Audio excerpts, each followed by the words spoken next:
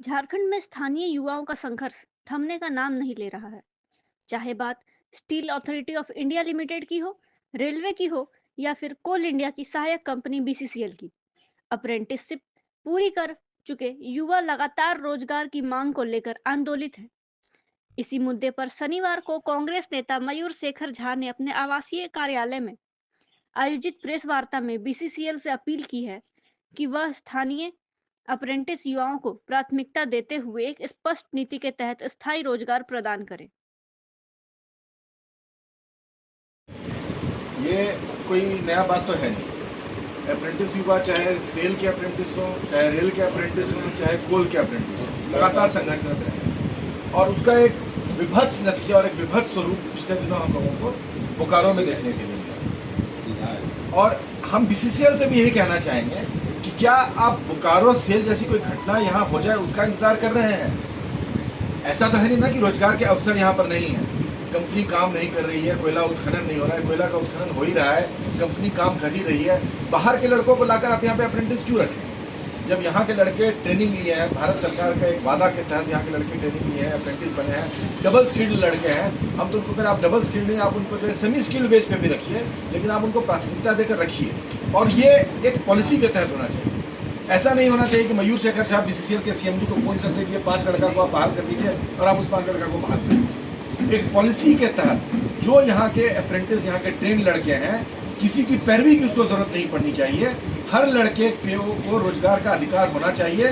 BCCL के संपत्ति पे, बीसीसीएल के खनन पे, बीसीसीएल के व्यवसाय पे, बीसीसीएल के रोजगार पे पहला अधिकार इन लड़कों का है। जो बोकारो में हुआ उससे भी मैं इस घटना को लिंक करना चाहूँगा। और उसमें खासकर एक बात और मैं कहूँगा, ये ऐसे राजनीतिक विषय नहीं है, खासकर कुछ जनप्रतिनिधियों का जो रवैया रहा है बोकारो में, वो बहुत ही ज़्यादा संदेह खड़ा करता है। और संघर्षरत युवाओं का विश्वास इन्हीं कारणों से जनप्रतिनिधियों पर जो है डगमगाता है। एक बेचारे लड़के का जान चला गया। उसके बाद क्या सुनने में आता है कि नहीं, 1500 लड़कों के रोजगार का प्रावधान सेल करेगी। उसके अगले दिन क्या आता है कि नहीं, डीसी ने वार्ता किया सेल से। डीसी कौन होती है वार्ता करने वाले?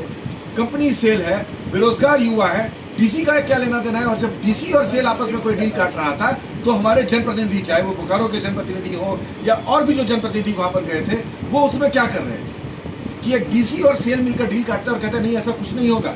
जो लड़का मर गया है केवल उसके परिजनों को रोजगार मिलेगा।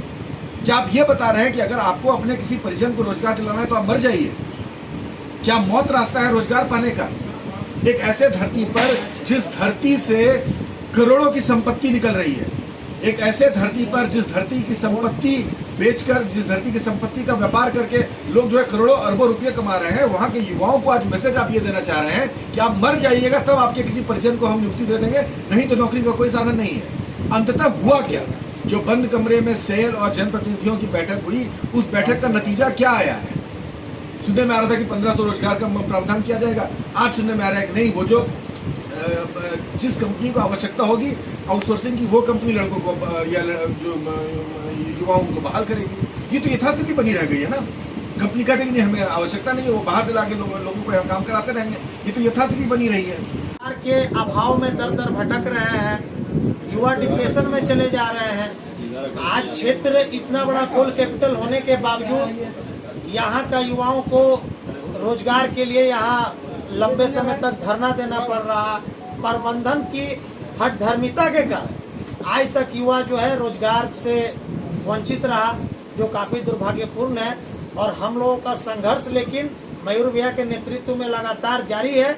और हम लोग सरकार से लेकर प्रबंधन तक लगातार इस मांग को उठाते आ रहे हैं कि भाई यहाँ के युवाओं को पहला यहाँ के कोल कंपनियों में अधिकार सुनिश्चित कराया जाए, क्योंकि ताकि जो है युवा को पलायन से मुक्ति मिल सके और युवाओं को यहाँ अवसर के अभाव में दर दर भटकना और धरना प्रदर्शन न करना पड़े। बैठक हुआ, वार्ता में